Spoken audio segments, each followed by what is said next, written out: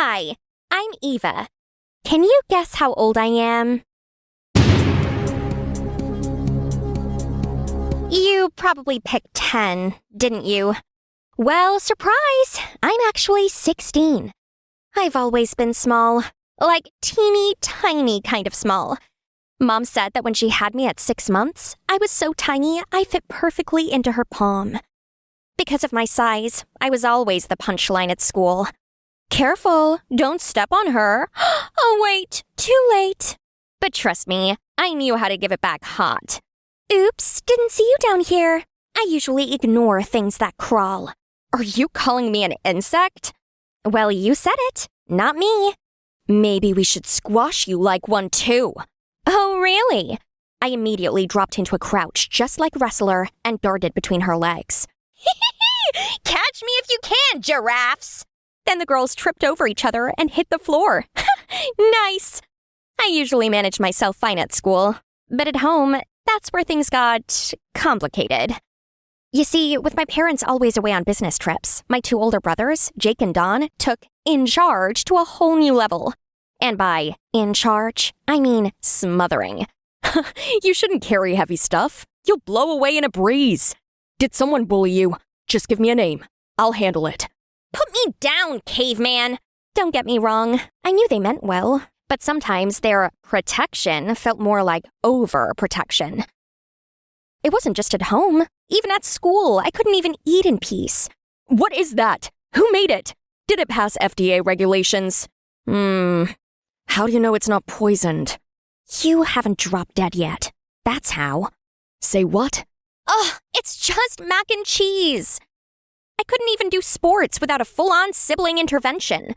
I'll be your leg. You're not straining an ankle on my watch. Oh, you can't run for me, Dawn. I'm not made of glass.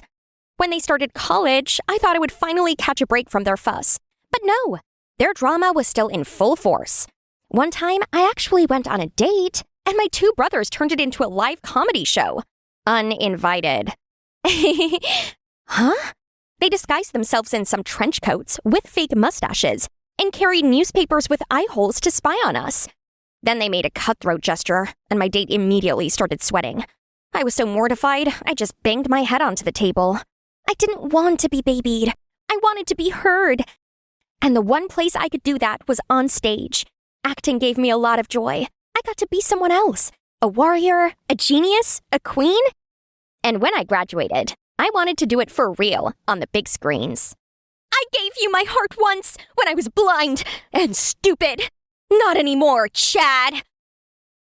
But even though I was crazy talented, I was always cast as a side character. Guess why?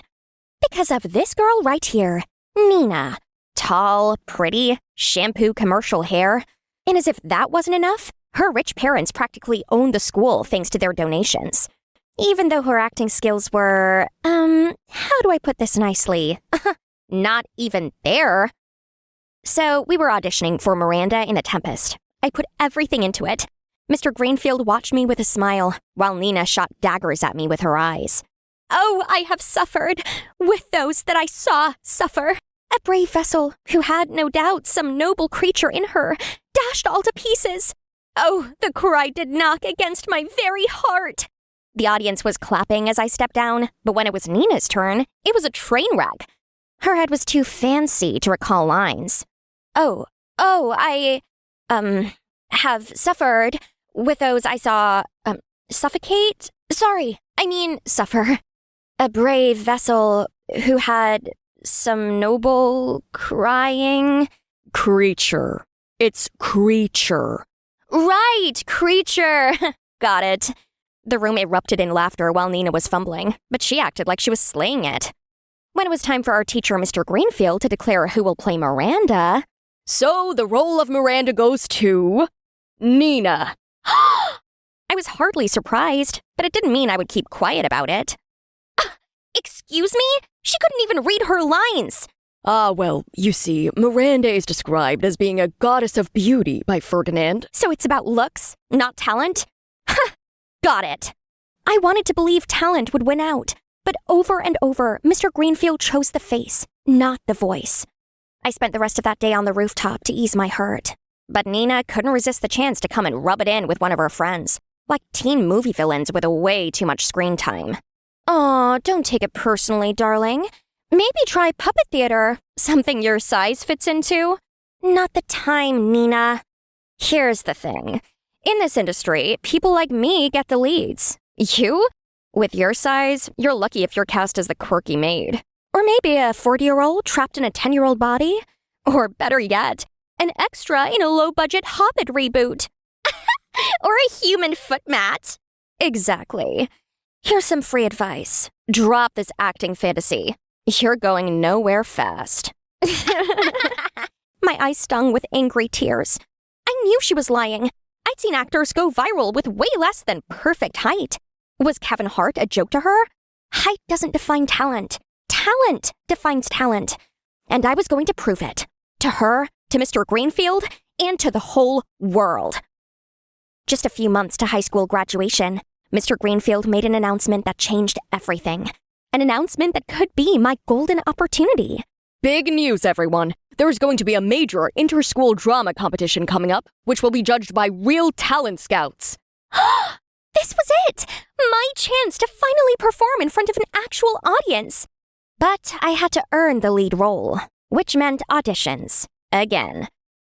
That day, I gave it everything. All the raw emotion. My soul, my breath. Tears were brimming in my eyes. Mr. Greenfield seemed visibly moved. And when I walked off that stage, I knew I'd nailed it. Lead role goes to... Nina. Yes! Eva will play the maid in the first scene. I saw it coming, but this time I wasn't the only one. But Eva did it better. She deserves the lead. Whispers and murmurs rose. Every clubmate seemed to be waiting for my reaction, but I couldn't even put it into words. Later, I found out Nina's parents had made another huge donation to the school. Typical. When I told my brothers about it, they were so mad that they kept pacing back and forth. We're going down there. That teacher's gonna hear from us. They think they can cheat our sister and get away with it? Ha! We'll teach that drama doll teacher a lesson. No! You're not doing anything! I'll handle this. My way. Your way? You mean bottling it all up and pretending you're fine? Why'd you always shut us out? Because you two make it worse. You barge in like angry bulls and turn everything into chaos. Just because I'm small, it doesn't mean I'm helpless. Then there was a heavy silence. Don scoffed under his breath. Fine. You want to do everything on your own? Be our guest. It was the first time my brothers were so mad at me. Maybe I pushed too hard, but I had to. I needed them to see that I could stand on my own. Nina was determined to keep me hidden in the shadows, right? Fine. I was going to shine from that very shadow, brighter than she ever expected. Night and day, I worked on every detail of my role. I wrote down everything in my notebook and practiced it over and over again. Also, I added my own monologue. If they gave me crumbs, I'd turn it into a feast. On the night of the performance, I was more than ready. But before the curtain rose, Nina didn't miss her chance to throw her last remark. I see you have accepted your fate. As a supporting role? Yes. Have I ever told you that my parents are major contributors to the school? You might wonder why I always get the lead, even when you work harder, even when you perform better. So, you're admitting that I perform better. Doesn't change a thing. You don't have the money, you don't have the looks. You'll always be second best. Last best, even. With that, Nina walked onto the stage, and I followed her, quietly. We'll see about that. The theater was filled with people, and the spotlight shone on us. It was the first scene, the only one I appeared in. But I was determined to make it unforgettable. My princess! Why do you cry? What bothers you? Slave, have you seen my gold jewelry? You're the only one who enters this room. Have you taken it? No, my princess. I clean your chambers, but I would never steal from the hand that feeds me. Liar! You little rat! Get out of my sight! Call the other... Saliva? Slaves! Let them be questioned. I shall, deal with you all. That was supposed to be the end of my role. But I had one more thing to say. The monologue I'd written in secret. I may be a slave, but I have dignity. Gasps rippled through the audience as I turned back to face Nina. I'm not dirty.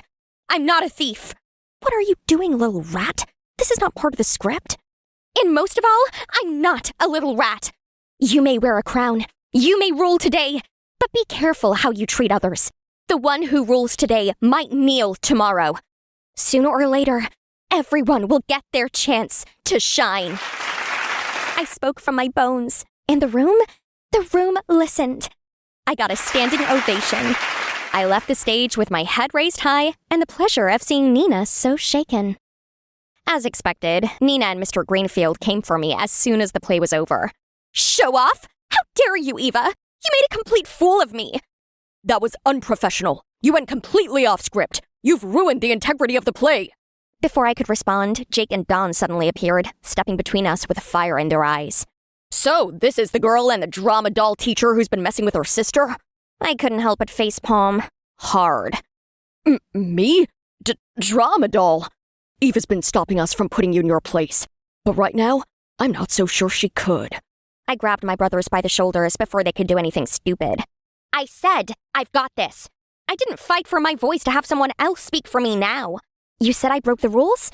Pretty sure it's also against the rules to give lead roles based on parent donations. And Nina added a few lines too. Calling me little rat on stage. Was that part of the script? Who told you that? Nina told me herself. Right before the play. Remember? As soon as I finished my sentence, Nina froze, her eyes flicking around nervously. Just as I was about to leave them stewing in their own handmade embarrassment, a man approached us. Mr. Greenfield had identified him earlier in the crowd as the scout that came to find acting talents. I felt chills all over my body when he came straight to me. That last line of yours, where did that come from? Please, sir, ignore her. She added that part herself. It wasn't approved. Wait, she wrote it herself? That's brilliant. Have you ever thought of acting professionally?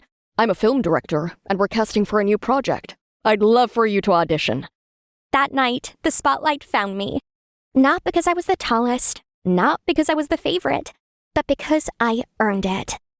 Days after, I signed my first contract with a Scouts agency. I celebrated it with my brothers and my parents on FaceTime.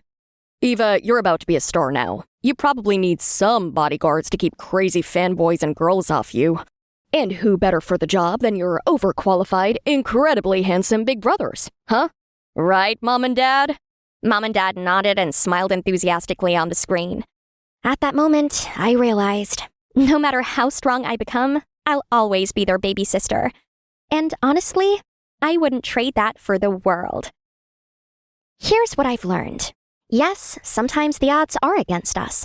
Our looks, our background, our name. But if you work hard and stay true to yourself, you'll shine anyway, even from the shadows.